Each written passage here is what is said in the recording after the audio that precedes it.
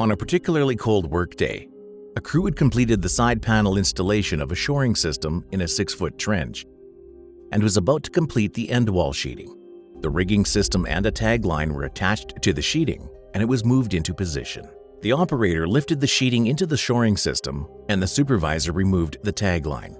Instead of sliding into the U-bracket as expected, the sheeting rested on the U-bracket.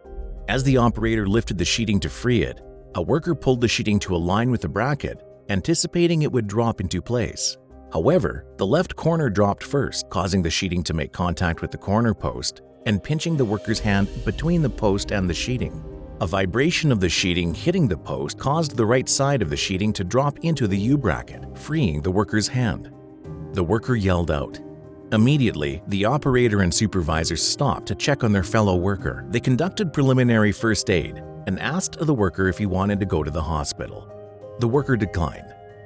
Later, after retrieving his vehicle, the worker decided to go to the hospital on his own. The incident resulted in a broken bone in the worker's hand. So, what went wrong? Let's take a closer look.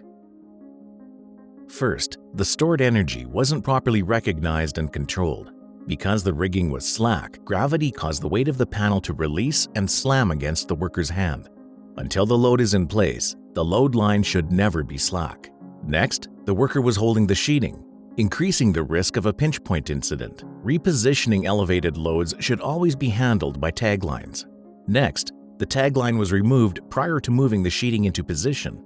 A tagline should always be used to guide sheeting into position, to avoid putting workers' hands in a vulnerable position. New load control magnets are poles that can be used to guide metal sheeting into place. Finally, because the worker had done this task multiple times, he didn't anticipate the risk.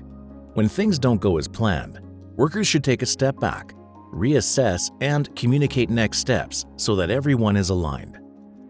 Let's hear the impact of this incident on the worker in question. No, it was the last task of the day, and it was 2 years ago, and it was the coldest day of the year, so it was just get it done. If I had have known then what I know now, I definitely would have put a tagline on the corrugated steel. Once it's lowered in the hole, the tagline's almost ineffective at that point, right? So I had to go hands-on, but hindsight, I shouldn't have, right? I was put on light duties. I worked in the office for 3 months while I was in my cast. Once the cast came off, I had another 4 months of physiotherapy. Yeah, I got lucky I didn't lose the top half of my hand. If my hand had been a foot higher, I would have lost the top half of my hand.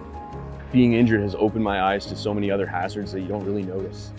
So first thing I do is, again, assess all the hazards and write it down, and everybody reads that document first thing in the morning before we proceed to work. In some aspects, it does slow the job down, but at the end of the day, it's worth it because it's your life. Because of this incident, I'm way more conscious of the safety aspect in my field, and if it has to come to a stand down, it comes to a stand down until it's safe.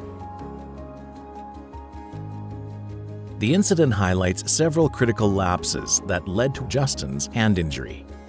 This situation underscores the importance of constant vigilance, clear communication, and reassessment to prevent injuries.